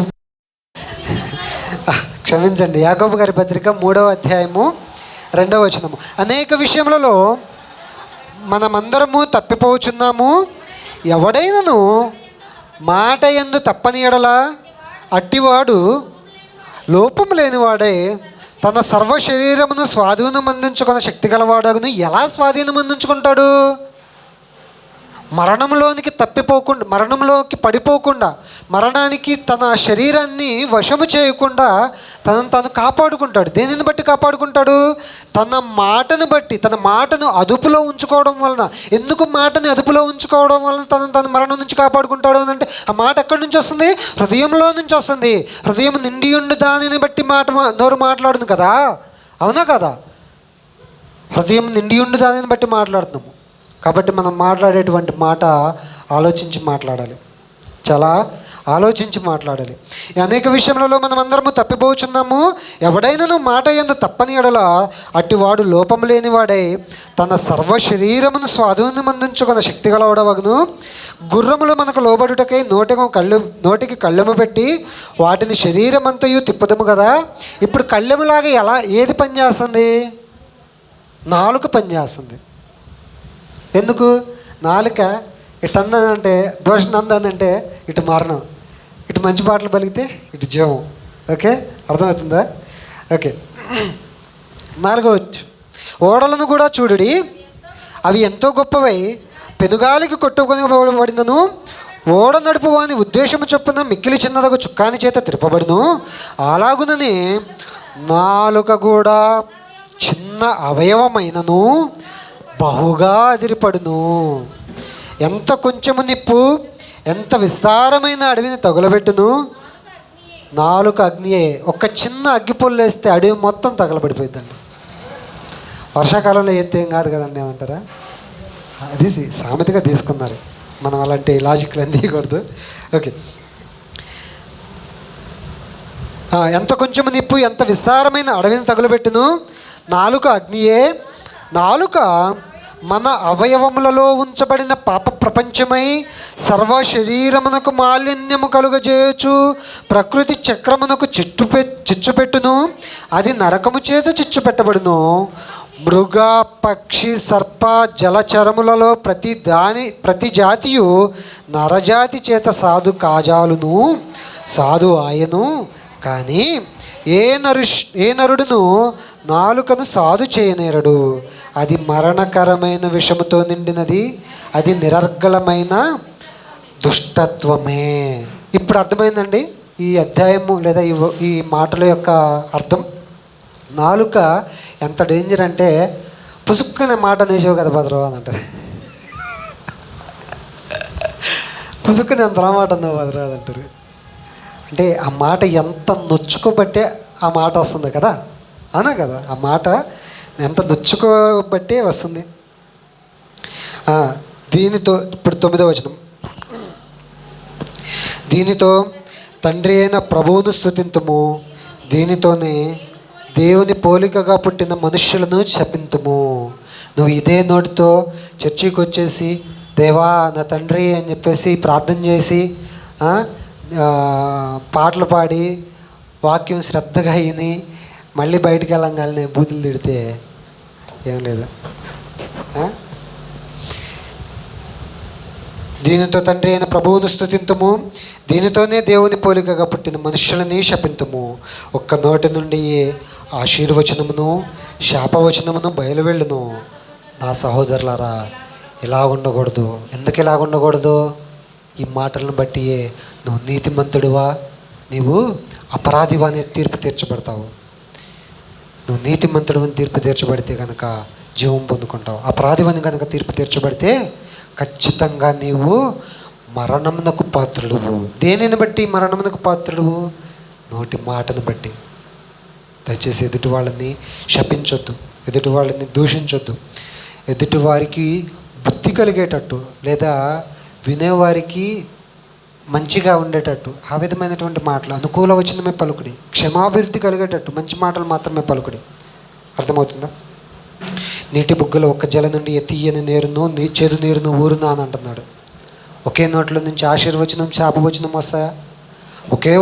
ఒకే నోటి నుండి ఆశీర్వచనము శాపవచనము వస్తే నీ నోట్లో నుంచి వచ్చినటువంటి శాపవచనం వలన ఆశీర్వచనం అనేది ఉపయోగం లేకుండా పోతుంది, జీవం అనేది పొందుకోకుండా పోతున్నాం.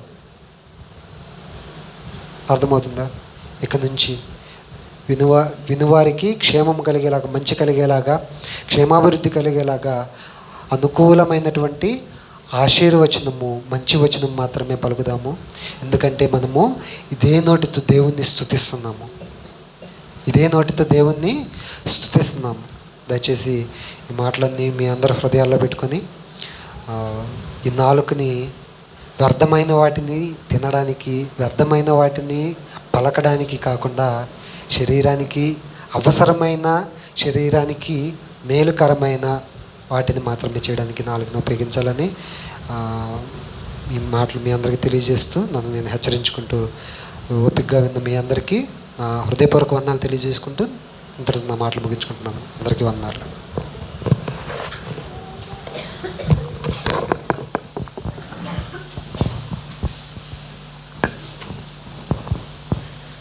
సంతోషం. ఇంతవరకు సోదరులు చక్కటి విషయాలు మనతో పంచుకున్నారు. జీవము మరణము ఈ రెండు దేవుడు మన ఎదుట పెట్టాడండి. ఆశీర్వాదము శాపము ఈ రెండింటిని కూడా దేవుడు మన ఎదుట పెట్టాడు. ఏది కోరుకుంటామన్నది మన చేతిలో ఉంది. నేను జీవాన్ని కోరుకుంటాను కానీ బూతులు మాననంటే కుదరదు. నేను జీవాన్ని కోరుకుంటాను కానీ నా నోటి ఫలము మంచిగా ఉండేలాగా చూసుకోలేను అంటే కుదరదన్నమాట. అది మన నోటి ఫలము మనం తప్పక అనుభవిస్తామండి. గుర్తుపెట్టుకోవాలి. మాట అడవినంతా తగలబెట్టేస్తుంది అన్న అర్థంలో మాట్లాడాడు అక్కడ యాకోబు పత్రికలో. ఒక చిన్న మాట మీరు గమనించండి. ఎప్పుడైనా ఒక చిన్న మాట ఎంత పెద్ద వివాదాలకు దారితీస్తుందో మీరు ఎన్నో సందర్భాల్లో మీరు అనుభవించి ఉండొచ్చు. అనుభవపూర్వకంగా దాన్ని తెలుసుకొని ఉండొచ్చు. కోపంగా మాట్లాడిన మాట కావచ్చు, ఆవేశంతో మాట్లాడిన మాట కావచ్చు, ఉద్దేశపూర్వకంగా వాడినటువంటి మాట కావచ్చు. అది దాని చేత నడపబడుతుంది అన్నమాట. పూర్తిగా దాన్ని ఆధారం చేసుకొని నావికుడు దాన్ని నడిపిస్తూ ఉంటాడు. దాన్ని వదిలేసి దాన్ని ఇష్టారీతిగా ఉంచి పెట్టేసి నడుపుతూ ఉంటే కుదరదు. అది అలాగే మన నాలుకను కూడా మనం అలాగే అదుపు చేయాలి. అదుపు చేయలేదనుకోండి ఇది బహుగా అదిరిపడుద్దండి. చాలా నాలుక గురించి నేను ప్రత్యేకంగా మీకు చెప్పాల్సిన అవసరం లేదు. నరం లేని నాలుకని అందరూ సహజంగానే దాని గురించి మాట్లాడతారు. మీరు ఎక్కడైనా గమనించండి, సహజంగా సమాజంలో వచ్చేటువంటి వివాదాల్లో 95% నాలుకను బట్టే కలుగుతుంటాయి. మీరు గమనించారు లేదు? ఇగో నన్ను ఈ మాట అన్నారు కాబట్టి నేను ఇలా వ్యవహరించాను, లేకుంటే ఆ మాట ఉపయోగించాడు కాబట్టి నేను ఇలా రియాక్ట్ అవ్వాల్సి వచ్చింది. ఎంత పెద్ద మాట అన్నాడు, ఇలాగనమాట. సో ఇలా మీరు ఎన్ని వివాదాలను తీసుకున్నా అందులో మాట యొక్క ఫలితమే కనిపిస్తూ ఉంటుంది మనకు. సో మనం అలా ఉండటానికి నిర్ణయం చేయబడలేదండి. మనం ఎందుకోసం నిర్ణయం చేయబడ్డాం? మనము సజ్జనులుగా బ్రతకడం కోసం నిర్ణయం చేయబడ్డాం. దుర్మార్గుడు ఏం చేస్తాడంటే తన నోటికి అదుపు ఉండదు కాబట్టి ఏదంటే అది మాట్లాడేస్తాడు. తనకు ఒక నియమం లేదు, కట్టుబాటు లేదు కాబట్టి ఏదైనా మాట్లాడడానికి అవకాశం ఉంది. కానీ మనకు అలా లేదే. మనం దేవుని చేత ఎన్నిక చేయబడ్డాం కదా, అవునా కాదండి? మనం అందరిలాంటి వాళ్ళమే అయితే మన ఇష్టరీతిగా మనం మాట్లాడుకోవచ్చు. మనం అలా కాదు. మనం దేవుని చేత ఎన్నిక చేయబడ్డాం. ఎందుకు ఎన్నిక చేయబడ్డాము? సద్విషయాలను బయటకు తీసుకురావడం కోసం నిర్ణయం చేయబడ్డాం. సజ్జనుడు మత్తయి సువార్త 12వ అధ్యాయంలో చదివారు ఇంతకుముందు. సజ్జనుడు ఏం తీసుకొని వస్తాడు బయటికి? ఏం తీసుకొస్తాడు? మంచి విషయాలను బయటికి తీసుకొని వస్తాడు. ఇప్పుడు మనము మంచి విషయాలను బయటకు తీసుకొని రావాలంటే మన హృదయం వేటితో నింపబడి ఉండాలి? మంచి విషయాలతోనే నింపబడి ఉండాలి. ఇందులో బూతులకు కానీ, సరసోక్తులకు కానీ, దూషణ మాటలకు కానీ, వ్యర్థమైన మాటలకు కానీ ఇందులో తావు ఉండకూడదన్నమాట. అవి ఉన్నాయా? వీటిని రీఫిల్ చేసేస్తాయి.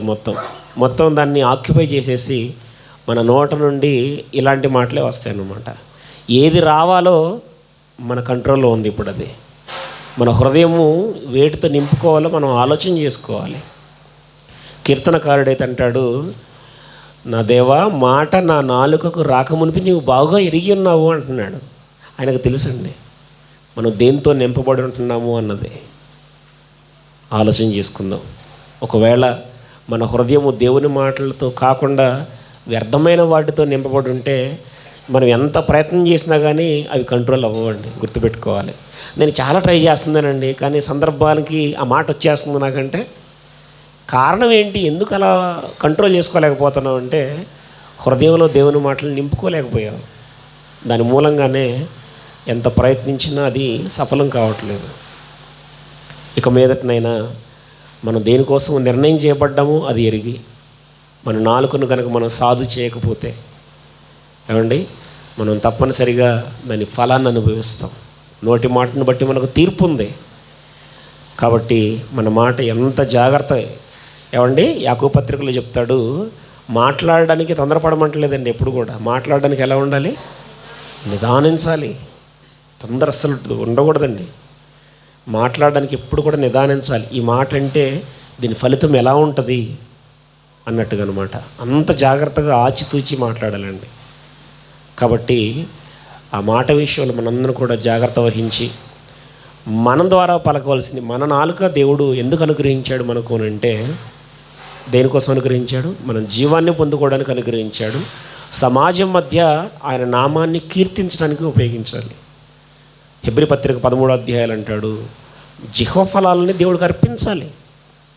ఈ జిహ్వ ద్వారా ఈ నాలుక ద్వారా వచ్చేటువంటి ఫలాలు ఏవైతే ఉన్నాయో అవి సద్విషయమైనటువంటి ఫలాలు, మంచి ఫలాలు.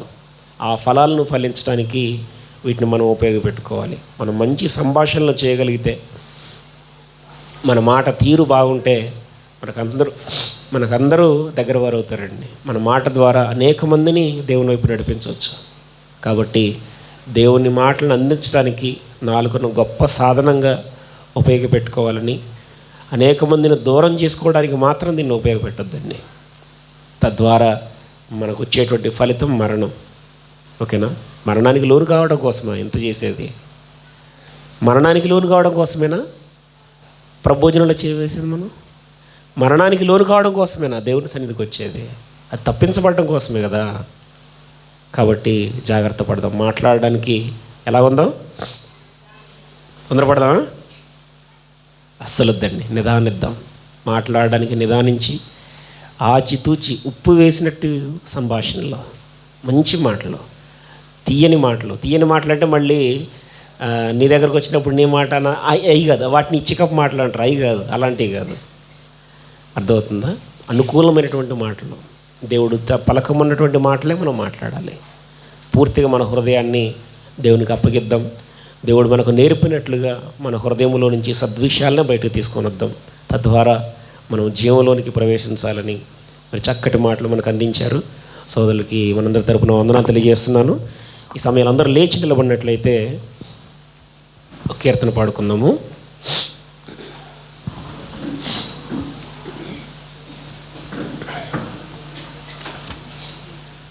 ముప్పై 37వ కీర్తన ఒక పల్లవి చరణం పాడుకుందాము.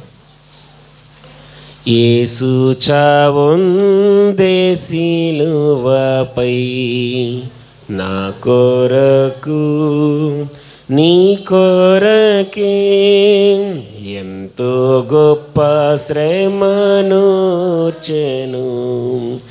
నా కొరకు నీ కొరకే యేసు చావొందే సిలువపై నా కొరకు నీ కొరకే ఎంతో గొప్ప శ్రమనూర్చెను.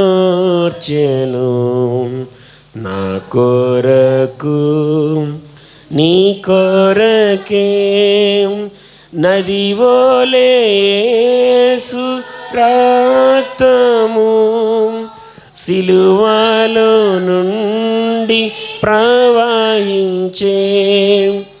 నదివోలే యేసు రక్తము సిలువలో నుండి ప్రవహించే.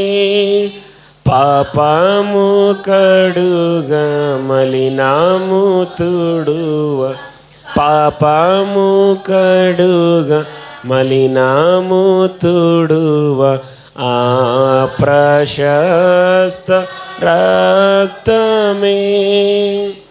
యేసు చావొందే సిలువపై నా కొరకు నీ కొరకే ఎంతో గొప్ప శ్రమనూర్చెను. నా కొరకు నీ కొరకే. అందరూ క్రమంగా కూర్చోండి. సమయంలో సోదరులు రాంబాబు గారు